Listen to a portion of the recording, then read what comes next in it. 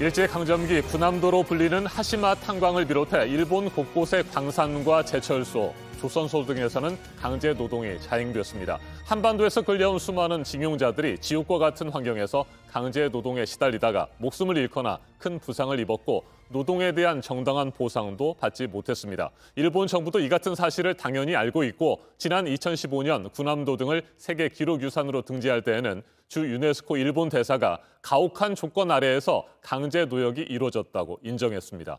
그런데 그로부터 6년이 지난 지금 스가 정권은 징용에 의한 노무는 강제 노동이 아니다는 과거사 왜곡 주장을 강요회의에서 정부 공식 견해로 채택했습니다. 네, 그간 이런 주장을 여러 경로로 해오긴 했었는데 이번에는 정부 차원에서 공식적으로 부정을 했다는 점에서 파장이 예상됩니다. 박지훈 기자입니다. 일본 정부가 지난 27일 강요회의 결정을 거쳐 중의원 의장에게 제출한 답변서입니다. 일제강점기의 모집, 관알선, 징용 등은 강제노동에 해당되지 않는 걸로 생각한다고 밝혔습니다.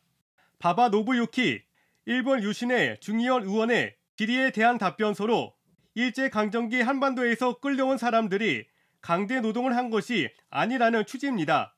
그런데 앞서 일본 정부는 군함도가 세계 기록 유산으로 등재될 때는 강제 노동 사실을 인정했습니다. A large number of Koreans and others who were brought against their will and forced to work under harsh conditions in the 1940s. 이처럼 일본 정부는 등재 추진 과정에서 강제징용의 역사를 알리고 희생자를 기리는 조치를 취하겠다고 약속했습니다. 그런데 군함도의 등재가 확정되자 태도가 돌변해 강제노역을 부정하는 전시를 하는 등 강제노동이 아니라는 주장을 여러 경로로 펼쳐왔습니다. 이 같은 상황에서 강제노동을 부정하는 입장이 정부 공식 입장으로까지 채택돼 파문이 예상됩니다. 가기 결정을 모든 강요가 합의해 내각의 의사를 결정하는 절차로 일본 정부의 공식 견해로 간주됩니다. 일본 시민단체 강제동원 진상규명 네트워크는 앞서 지난 4월 일본 정부가 강제동원을 제대로 알리게 해야 한다며 세계유사위원회에 촉구한 바 있습니다.